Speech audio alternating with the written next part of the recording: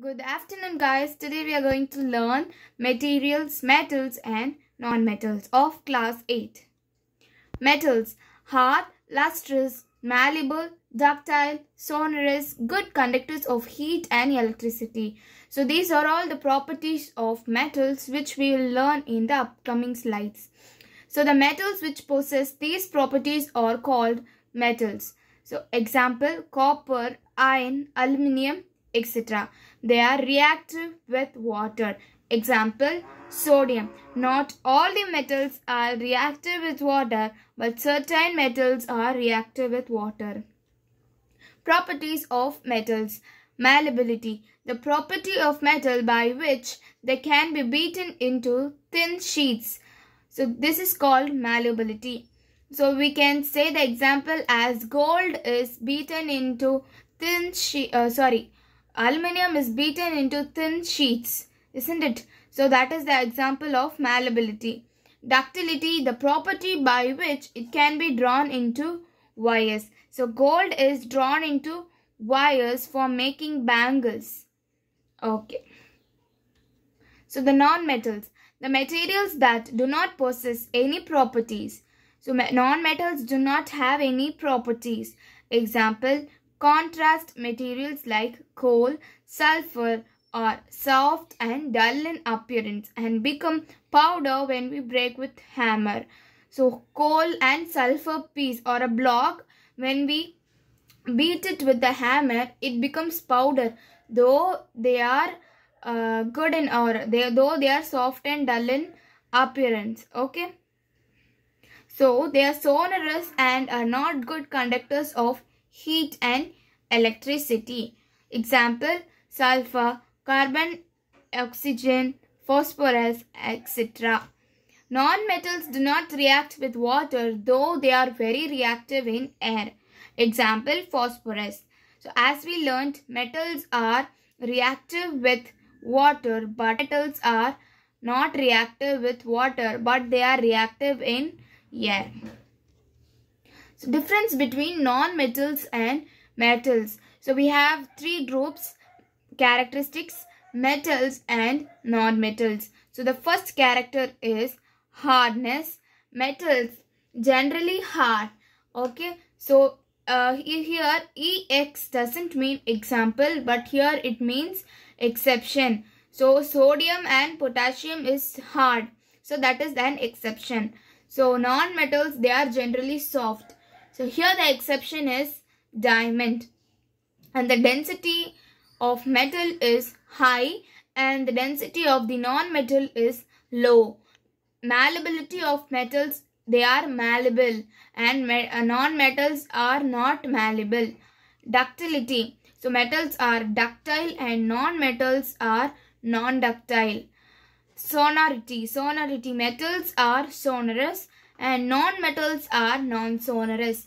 Heat conductivity. Metals conducts heat, so they are good conductors of heat. So non-metals are bad conductors of heat. Electrical conductivity. So metals conduct electricity, so it is a good conductor of electricity, and non-metals are bad conductors of electricity. So tensile strength. The tensile strength of metal is high and the non-metal is low. Melting point of metals are high and the non-metals are low. For metals, the exception is sodium and potassium, and the non-metals exception is graphite. Uses of metals. So machinery, automobiles, aeroplanes, trains, satellites, industrial gadgets, cooking utensils, water boilers. So in these machines or in these things, metals are used. Uses of non-metals. So breathing. For breathing, we use carbon dioxide, so which is a non-metal, and fertilizers to enhance growth. So for this, we use potassium, nitrogen, and many other non-metals are also used. So for water purification, we use chlorine. Then non-metal is used as antiseptic and it is used in crackers. So some important line is given as facts here. So wood and plastic prevent you from getting shock. So as metals are good conductors of heat and electricity, so this wood and plastic prevent you from getting shock. So copper does not react with dilute hydrochloric acid even on heating, but reacts with sulfuric acid. So copper is a metal which is not reactive with dilute hydrochloric acid even on heating, but copper is reactive with sulfuric acid. So more reactive metals can replace less reactive metals, but less reactive metal cannot replace more reactive metal. This is called displacement reaction.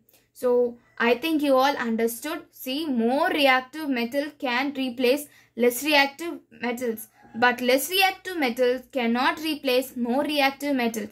These are called displacement reaction. Example, zinc is more reactive than copper and iron. So which means zinc can replace copper and iron, whereas copper and iron cannot replace zinc. Okay. They react with oxygen to form metallic oxides which are basic in nature. So the formula is metals plus oxygen gives metallic oxide. So this is the formula for magnesium oxide.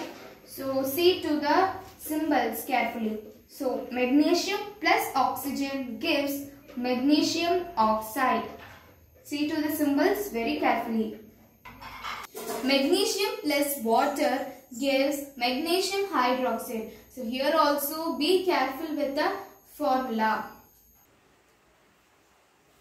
Non-metals, so they are reactive with oxygen. So non-metals plus oxygen gives non-metallic oxide. So example, carbon plus oxygen gives carbon dioxide.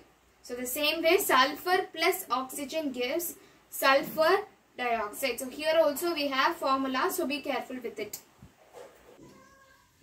So sulfur dioxide plus water gives sulfurous acid. So here also we have formula, be careful with it. Metals. So metals react with water and displace hydrogen from water to form metal hydroxide or metal oxide and hydrogen gas. Metal plus water gives metal oxide or metal hydroxide plus hydrogen gas. This formula was explained in that definition. So example, sodium plus water gives sodium hydroxide plus hydrogen gas.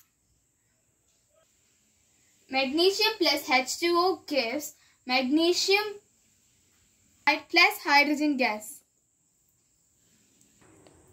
They react with acids to form their respective salts and hydrogen gas. Metal plus acid gives metal salt plus hydrogen gas. So this definition or this line and the formula is exactly the same. Example, zinc plus sulfuric acid gives zinc sulfate plus hydrogen gas. So here also we have the formula, be careful with it. Metal bases. Metals plus base gives metal salt plus hydrogen gas, which means metals react with bases to form their respective salts and hydrogen gas. Example, aluminium plus sodium hydroxide plus water gives sodium aluminate plus 3H2, which means hydrogen gas. So aluminium plus sodium hydroxide plus water gives sodium aluminate plus 3H2, which means hydrogen gas.